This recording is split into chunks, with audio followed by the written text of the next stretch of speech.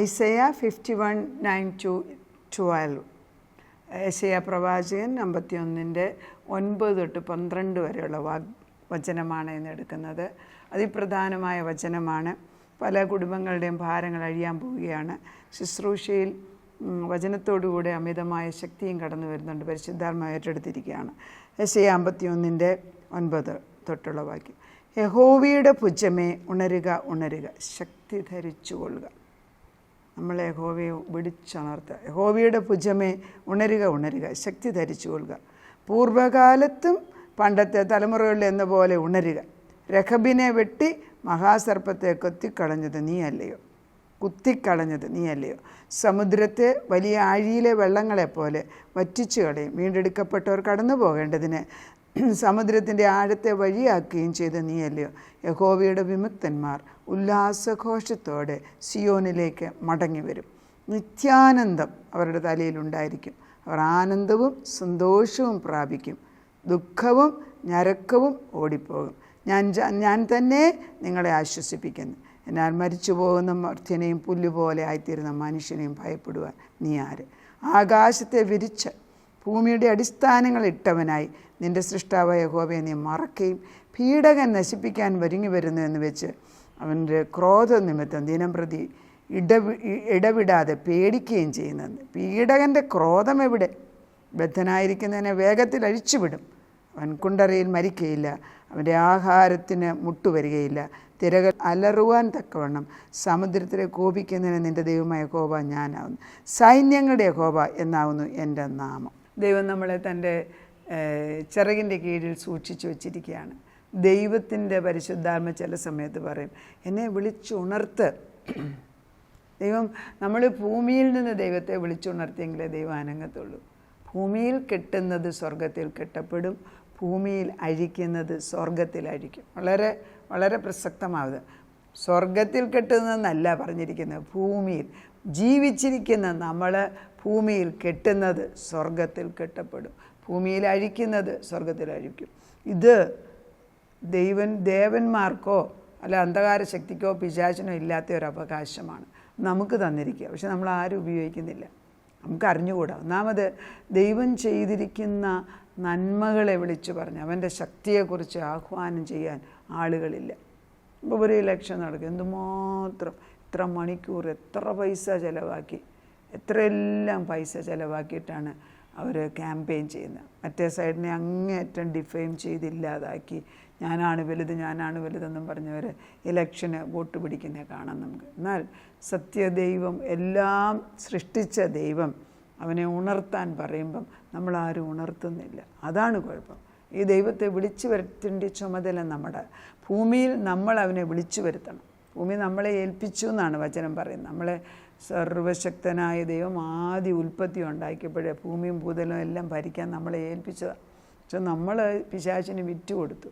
എന്നാൽ ക്രിസ്തു വരുമ്പോൾ ആ അധികാരം നമുക്ക് തിരിച്ചു കിട്ടുകയാണ്, പറുദീസയുടെ. പക്ഷെ അത് നമ്മൾ ഉപയോഗിക്കുന്നില്ല. പലരും ക്രിസ്ത്യാനികളാണെന്ന് പറഞ്ഞാലും രക്ഷിക്കപ്പെട്ടെന്ന് പറഞ്ഞാലും സാധാരണ മനുഷ്യരെക്കാട്ടിലും ബലഹീനരായിട്ടാണ് ജീവിക്കുന്നത്. കാരണം ദൈവം ചെയ്യുന്ന മഹത്വത്തെക്കുറിച്ചോ ദൈവത്തിൻ്റെ ശക്തിയെക്കുറിച്ചോ നമുക്ക് ബോധമില്ല. നമ്മളിപ്പോഴും ജഡചിന്ത, നമ്മുടെ ഈ ബ്രെയിനകത്ത് ലോകപ്രകാരമായ കാര്യങ്ങൾക്കാണ് കൂടുതൽ പ്രസക്തി. അതുകൊണ്ട് ഇപ്പം ഇവിടെ 51 പറഞ്ഞു, യഹോവയുടെ ഭുജമേ ഉണരുക, ഉണരുക, ശക്തി ധരിച്ചുകൊള്ളുക. എനിക്ക് വേണ്ടി ഉണർന്നേ പറ്റൂ. എന്താണ്? പണ്ടത്തെ പോലെ, പൂർവ്വകാലത്ത് പണ്ടത്തെ തലമുറകളിലും ചെയ്ത പോലെ ഉണരുകയാണ്. എന്താണ്? ചെങ്കടൽ മുമ്പിൽ വന്ന് നിൽക്കുകയാണ്, പുറകിൽ ശത്രു സൈന്യം. ഇത് രണ്ടായിട്ട് വിഭജിച്ചേ ഒക്കത്തുള്ളൂ. ഇത് വിഭജിച്ച് അപ്പുറത്ത് കയറണം നമുക്ക്, അങ്ങപ്പുറത്ത് പോയാലേ ഒക്കത്തുള്ളൂ. ആ ഒരു സ്ഥിതിയിലിരിക്കുന്ന അനേക മക്കൾക്ക് ദൈവ വെളിച്ചം കടന്നു വന്നിട്ട് പറയുകയാണ്, നിങ്ങൾ എഴുന്നേൽപ്പിക്കുക ദൈവത്തെ. അത് നമ്മൾ വരത്തില്ലേ, ഈ കാട്ടിലൊക്കെ നടക്കുമ്പോഴേ, കാട്ടിലൊക്കെ സിംഹങ്ങളൊക്കെ ഭക്ഷണം നിറഞ്ഞിരിക്കുകയാണ്, അവരൊന്നും ചെയ്യൂല, ഏത് മൃഗവും. പക്ഷേ ഭക്ഷണം ഇല്ലാതെ നോക്കിയിരിക്കുമ്പം അവരേതിര കണ്ടാലും പെട്ടെന്ന് ചാടി വീഴും. കാരണം അവർക്ക് വിശക്കുന്നു. മനുഷ്യന് വിശക്കുന്നെങ്കിൽ, മനുടെ ആവശ്യമുണ്ടെങ്കിൽ നമ്മൾ തീഷ്ണമായിട്ട് വിളിക്കാൻ പഠിക്കും. തീഷ്ണത ദൈവത്തിന് നിർബന്ധമാണ്. വേദപുസ്തകത്തിൽ എത്ര ഭാഗത്ത് എവിടെ നോക്കിയാലും തീഷ്ണതയുള്ളവരാണ്. ദൈവത്തിന് ശക്തമായ വിധത്തിൽ, അതായത് ദൈവത്തിൻ്റെ പുറകെ നടന്ന് പ്രാപിച്ചു. ശൂനേംകാരത്തി സ്ത്രീയെ, വിധവയായ സ്ത്രീയെ എലീശ പ്രവാചകൻ്റെ അടുക്കൽ അവരുടെ 2 ആൺമക്കളെ കടം കൂടിയിട്ട്, കടബാധ്യത കൂടിയിട്ട് അവരെ പിടിച്ചുകൊണ്ട് പോകാൻ വരുമ്പം ഈ സ്ത്രീ ഓടി വന്നിട്ട് എലീശ പ്രവാചകൻ്റെ അടുക്കൽ സങ്കടം പറയുന്നു. അപ്പോൾ എലീശ പ്രവാചകൻ എന്ത് ചെയ്യും? എന്താണ് നിൻ്റെ കയ്യിലുള്ളതെന്ന് ചോദിച്ചു. അതെ, അല്പം എണ്ണയുണ്ട്. ശരി, ഒരു ജഗ് എണ്ണ എന്നാണ് പറയുന്നത്. അപ്പോൾ ആ എണ്ണ എടുത്ത് നീ എന്നാൽ ശരി, എല്ലാ പാത്രവും എടുത്തു, ദേശത്തുള്ള പാത്രങ്ങളെല്ലാം എടുത്തുകൊണ്ട് പോയി നീ നിൻ്റെ ആൺമക്കളും കൂടെ അകത്ത് കയറി വാതിലടച്ചിട്ട് നീ അതിനകത്ത് എണ്ണ പകർന്നോളാൻ പറഞ്ഞു. എണ്ണ പകർന്നു കഴിഞ്ഞിട്ട് അത് ഒത്തിരി നിറച്ച് കൊണ്ടുവന്ന പാത്രം മുഴുവൻ അതുകൊണ്ട് വിൽക്കുക തന്നെയല്ല, അവരുടെ ഉപജീവനവും ബാക്കിയുള്ള എണ്ണ കൊണ്ട് സാധിച്ചു എന്നാണ് വേദപുസ്തകത്തിൽ എഴുതിയിരിക്കുന്നത്. അപ്പം ദൈവത്തെ ഉണർത്തണം നമ്മൾ. രഹബിനെ വെട്ടിമാറ്റണം. എന്തൊക്കെ ദുഷ്ടശക്തികളാണ് രഹബിനെ വെട്ടിമാറ്റി എന്താണ് മഹാസർപ്പത്തെ കുത്തിക്കളഞ്ഞത് നീയല്ലേ. മഹാസർപ്പം represents the dark force, devil. ഈ ദുഷ്ടാത്മശക്തിയുടെ ഒരു പേരാണ് മഹാസർപ്പം. ഈ ദുഷ്ടശക്തിയെ നശിപ്പിക്കാൻ നമ്മൾ വിചാരിച്ചൊക്കത്തില്ല. പക്ഷെ നമ്മൾ വിളിച്ചാൽ ദൈവം, ശക്തനായ ദൈവം, സർവശക്തനായ ദൈവം എഴുന്നള്ളി വരും. അതുകൊണ്ട് നമ്മൾ ഏത് ഭാരത്തിലും പ്രയാസത്തിലും വിളിച്ചു വരുത്താനുള്ള ശക്തി നമുക്കുണ്ട്. വിളിച്ചു വരുത്തണം. നിസ്സഹായരായിട്ട് ഒരു നിവൃത്തിയില്ല. നാളെ ജപ്തി ചെയ്തുകൊണ്ട് പോകും, വീട്ടിലെ സാധനങ്ങൾ പുറത്തിറക്കി കളയും. ഇങ്ങനെയുള്ള സാഹചര്യത്തിൽ നമ്മൾ എന്ത് ചെയ്യും? നമ്മൾ ആ സമയത്ത് ദൈവത്തെ വിളിക്കണം. രാത്രി മുഴുവനും വിളിച്ചു വരുത്തണം. നേരം വെളുക്കുമ്പോൾ ദൈവം തമ്പുരാൻ ഇറങ്ങി വന്ന് ശക്തമായി പ്രവർത്തിക്കുന്നു. അങ്ങനെ എത്ര കുടുംബങ്ങളിലും ചിലത് ജപ്തി ചെയ്ത് പോകും, പക്ഷേ അത് ആ ടൈമിൽ അവരെ താങ്ങാൻ ദൈവം വേറെ ആളിനെ ഒരുക്കും. അങ്ങനെ അവർ താമസിച്ച് കുറച്ച് കഴിയുമ്പം ആ ദേശത്തേക്കും വലിയ ധനവാന്മാരായി അവർ മാറും. അതൊക്കെ എൻ്റെ ജീവിതത്തിൽ ഞാൻ കണ്ടിട്ടുണ്ട്, എൻ്റെ കണ്ണിൻ്റെ മുമ്പിൽ. ഇത് നമ്മൾ കാണുന്ന ദൈവത്തിൻ്റെ ശക്തി എന്തെന്ന് നമുക്കറിഞ്ഞുകൂടാ. അപ്പോൾ രഹബിനെ വെട്ടിമാറ്റണം, മഹാസർപ്പത്തെ ഇല്ലാതാക്കണം. അയ്യോ, നീയല്ലയോ സമുദ്രത്തെ വലിയ ആഴികളെ, വെള്ളങ്ങളെ തന്നെ വറ്റിച്ചു കളഞ്ഞത്. ദൈവം ഇറങ്ങി വന്നാൽ വെള്ളം 2ആയിട്ടും പിഴിയും. ദൈവം വെള്ളത്തിനെ വറ്റിക്കും. ദൈവത്തിന് നമ്മൾ ചെങ്കടലിൻ്റെ മുമ്പിൽ നിൽക്കുമ്പോൾ മോശയോട് നീ കരഞ്ഞത് മതി, നിർത്ത്. നിൻ്റെ കയ്യിൽ എന്താണ് ഇരിക്കുന്നത്? വടി. അതെടുത്തിട്ട് നീട്ട്, എന്നിട്ട് നീ എൻ്റെ നാമത്തിൽ സംസാരിക്കാൻ പഠിക്കുന്നു. അങ്ങനെ മോശ വടിയെടുത്ത് നീട്ടുമ്പോൾ മുമ്പിലുള്ള സമുദ്രം 2ആയിട്ട് പുലരും. മതിലുപോലെ നിന്നെന്നാണ് പറയുന്നത്. മതിലുപോലെ നിന്നാൽ തന്നെ ഇതിനകത്ത് കയറി ഇറങ്ങണമെങ്കിൽ നമുക്ക് ധൈര്യം വരണ്ടേ? എൻ്റെ മക്കളും എൻ്റെ ഭർത്താവും എൻ്റെ എല്ലാം കൂടെ കയറി മതി, ഇത് വീണ് പോയെങ്കിലും ഒന്ന് പേടിക്കത്തില്ലേ? ഇല്ല. ദൈവം തൻ്റെ വാക്കയക്കുമ്പം അതിൻ്റെ കൂടെ ശക്തിയും കൂടെ അയക്കും. പകുതിക്ക് ചെയ്യുന്ന ദൈവമല്ല, പൂർണ്ണമായിട്ടും പൂർത്തീകരിച്ചു തരുന്നൊരു ദൈവമുണ്ട്. അതുകൊണ്ട് ദൈവം പറയുന്നത് ശത്രുവിനെ സംഗ്രഹിക്കാൻ നീ എന്നെ വിളിച്ചുണർത്ത്.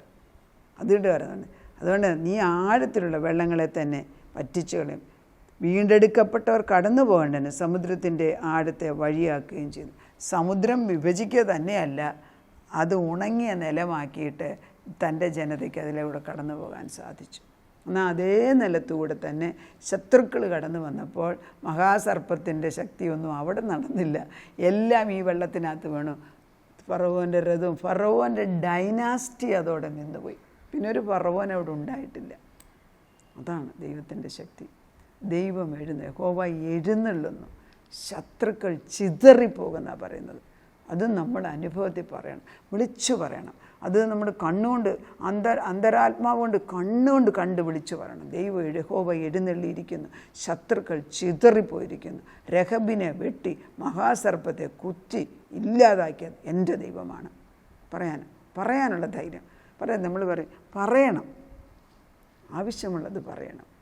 അത് നമ്മൾ മറ്റുള്ളവരെ കാണിക്കാനല്ല, ഓരോ വ്യക്തിക്കും അവനവൻ്റെ ചുമടനുസരിച്ച് ഭാരം ഇട്ടിട്ടുണ്ട്.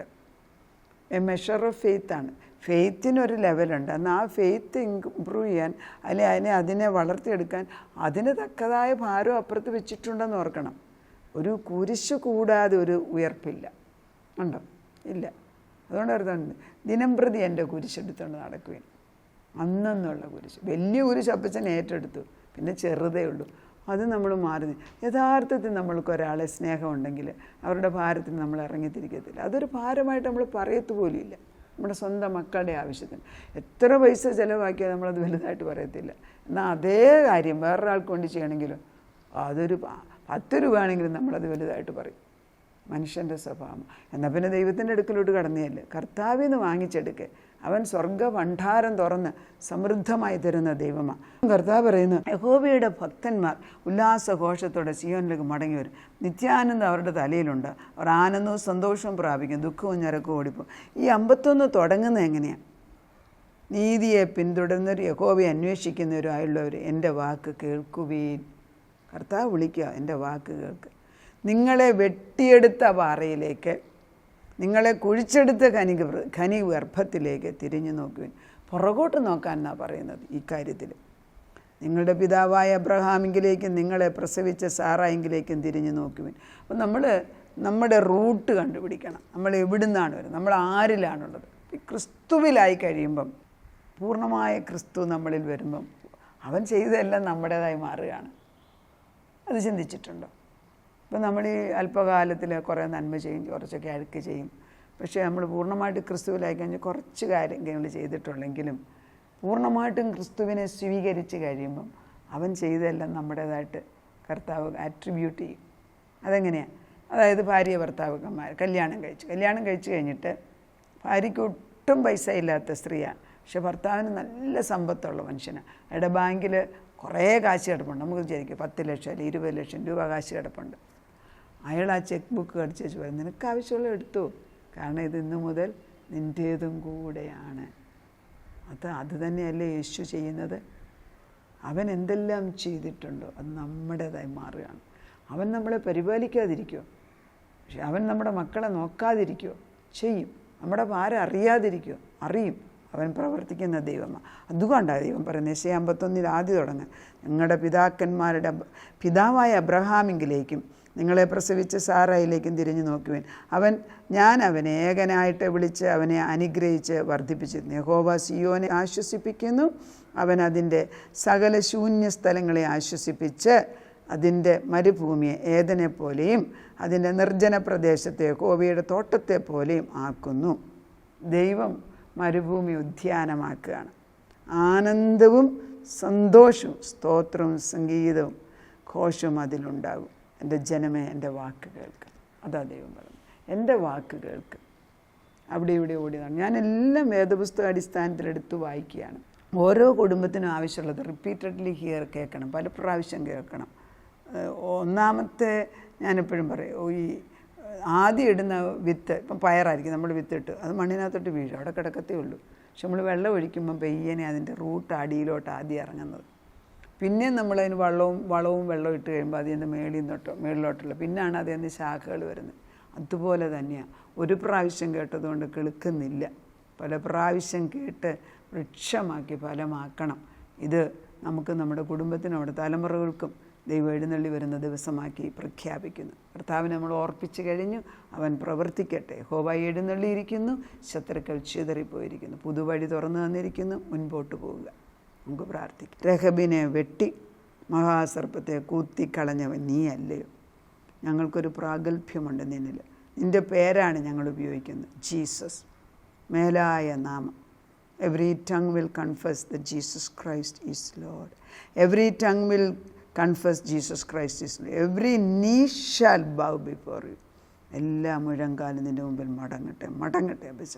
മുട്ടുമടക്കാത്ത മക്കളുടെ മുട്ട് മടങ്ങട്ടെ. ഇപ്പോൾ വലിയൊരു കാറ്റ് പോലെ അവരുടെ കാലിന്മേൽ അത് ചെന്ന് ആ കാറ്റടിക്കട്ടെ. തലതൊട്ട് കാല് വരെ നിൻ്റെ അഭിഷേകം കൊണ്ട് നിറയട്ടെ. കർത്താവിനെ കണ്ടു കഴിഞ്ഞാൽ മുട്ടുമടക്കാത്തത് ആരാപ്പിച്ച? ദാനിയേൽ പുറകോട്ട് വീണു, യോഹന്നാൻ പുറകോട്ട് വീണു, എസെക്കിയേൽ വീണു. കർത്താവേ, വേദപുസ്തകത്തിലെ ഓരോ വ്യക്തികളിലും ദൈവത്തിൻ്റെ പരിശുദ്ധാത്മാവ് വരുമ്പം അവർക്ക് നിവർന്ന് നിൽക്കാനുള്ള ശക്തിയില്ല. പിന്നെ ആണോ മനുഷ്യരാകുന്നത് ഞങ്ങൾ ജീവിക്കുമ്പോൾ? കർത്താവിൻ്റെ ആത്മാവ് വരുമ്പോൾ നിൻ്റെ മുമ്പിൽ മുട്ടുമടക്കിക്കുന്ന ഒരു ശക്തിയുണ്ട്, അത് പരിശുദ്ധാത്മാവ് ചെയ്തെടുക്കും. കർത്താവ് എല്ലാവരുടെയും മുട്ടുമടക്കട്ടെ നിൻ്റെ മുമ്പിൽ. നീയാണ് സർവശക്തനായ ദൈവം. യഹോവ എഴുന്നള്ളുന്നു, ശത്രുക്കൾ ചിതറിപ്പോകുന്നു. ഒരു ശത്രു നമ്മുടെ മുമ്പിൽ നിൽക്കത്തില്ല. അവൻ്റെ പ്രകാശം നമുക്ക് മുൻപായിട്ട് പോവുകയാണ്. നാഥൻ അത് ചെയ്യുകയാണ്. ഞങ്ങളുടെ മുൻപടയും പിൻപടയും അവിടെ ആയിരിക്കുന്നതിന് സ്തോത്രം. കർത്താവേ, ഞങ്ങൾക്ക് ഇടതും വലതും മുൻപും പിൻപും തൻ്റെ ദൂതന്മാരെ കൊണ്ട് കാവൽ ചെയ്യിപ്പിക്കുന്നു. കർത്താവിൻ്റെ തീയുടെ മതിൽ ഞങ്ങൾക്ക് ചുറ്റും നിർത്തിയിരിക്കുന്നു. സർവശക്തനായ ദൈവത്തിൻ്റെ മഹത്വം ഞങ്ങളുടെ ഉള്ളിലേക്ക് ഇറങ്ങി വന്നിരിക്കുന്നു. നാഥൻ ഞങ്ങളെ വീണ്ടെടുത്ത ആ ശക്തി, ആ വീണ്ടെടുത്ത ആ സ്നേഹം, വീണ്ടെടുത്ത ആ ദൈവത്തിൻ്റെ ആ മഹത്തരമായ കരുണ ഞങ്ങൾ അനുഭവിക്കുന്നു. നന്മയും കരുണയും ഞങ്ങളുടെ ജീവിതത്തിൽ കടന്നു വരുന്നു. നാഥൻ ചെയ്യുന്ന നന്മകൾക്ക് നന്ദി പറയും. തലമുറയായിട്ട് സ്നേഹിക്കുന്ന ഒരു ദൈവത്തിൻ്റെ നദി ഒഴുകാൻ തുടങ്ങിയതിന് നന്ദി. പ്രാർത്ഥന കേട്ട് ഉത്തരം തന്നതിന് നന്ദി. യേശു ക്രിസ്തുവിൻ്റെ പൊന്നുനാമത്തിൽ തന്നെ ആമേൻ.